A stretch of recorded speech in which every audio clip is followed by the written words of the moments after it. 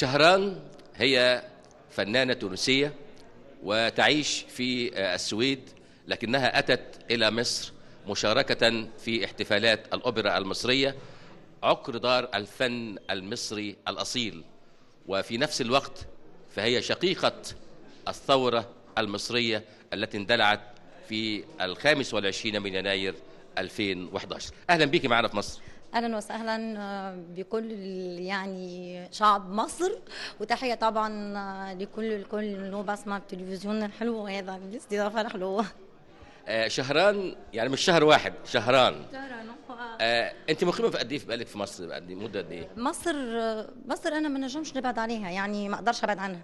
من 2007 يعني اكثر الاجازات نقضيها في مصر اكثر من تونس. ما شاء الله. فالحمد لله يعني اني من النوع اللي نحب مصر برشا. شعب مصر شعب كريم. برشا يعني كتير، مش كده؟ كتير فالحمد لله يعني محبتي للشعب المصري كبيره، تربطني بيه موده وحب، ونقول له نحبك برشا بالتونسي. لا ده انت هايله، بس انا عايز اسال عن سر هذا الحب وهذا الولع وهذا الغرام بمصر، اكيد له سبب، يا ريت تقوله لنا. والله انا صارت لي يعني في فترات في تونس ايام النظام السابق مشاكل. من ساندني هو الاعلام المصري اللي نوجه له تحيه كبيره برشا برشا برشا بالحق، لان الاعلام المصري ساندني. شعب مصر كان كريم في كل المحن اللي انا مريت بها، وهو ممكن كان وقتها سبب لخروجي من تونس في فترات معينه ويعني واستقراري في السويد.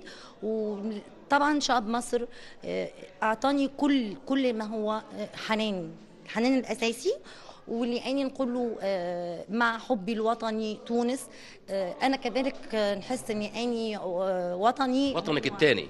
والله ما نقولش الثاني، ولا الأول مكرر؟ الأول مكرر، لأنه فعلا تونس ومصر في قلبي وعيني.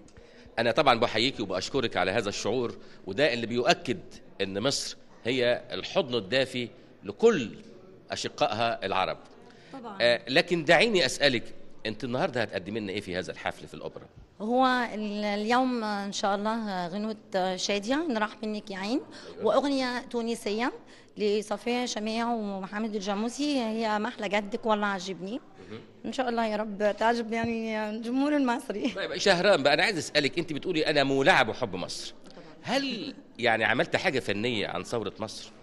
يعني هل اقتربت من هذا الحدث؟ على فكرة أنا تحصلت على لقب مطربة الثورات العربية في مصر، وهذا شيء أسعدني كثير. كنت أول من غنى لثورة 25 يناير، لكن أنا غنيت للعلم، لأنه كل علم أنا نغني عليه، لأنه علم هو مصر، تونس، الجزائر، كله الأعلام لازم تكون يعني رمز، هي رمز الوطن. فأنا قلت بالروح بالدم نفديك يا مصر. لا احنا عايزينك تغنيها لنا بقى، عايزين نسمعها، اكيد كتير من المصريين ما سمعوهاش، فعايزين نسمعها من خلال البرنامج. هي اتسمعت يعني وتصورت واتذاعت في اماكن كثيره، لكن انا نقول بالروح بالدم نفديك يا مصر، وبدعي من كل قلب نشوف فيك النصر. بالروح بالدم نفديك يا مصر، وبدعي من كل قلب نشوف فيك النصر.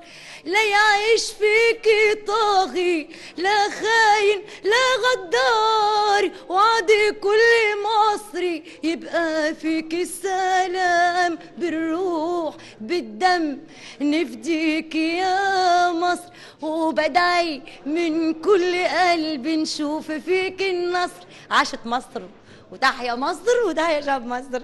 انا فعلا لما نغني اغنيه لمصر احس يعني قمه حبي للتراب المصري حقيقه، مثل ما احب وطني تونس.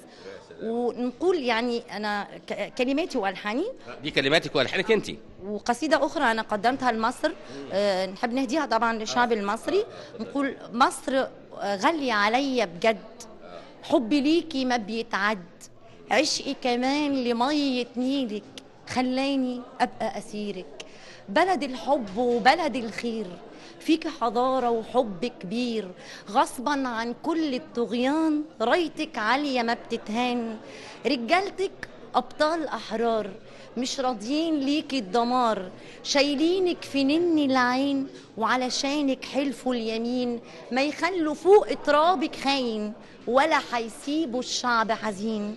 شعبك شعب أصيل وكريم، كله شهامة وكله خير، اللي عشره ما بينساه ولا يقدر ما يكون وياه، غصبا عن كل الطغيان رايتك يا مصر عالية ما بتتهان.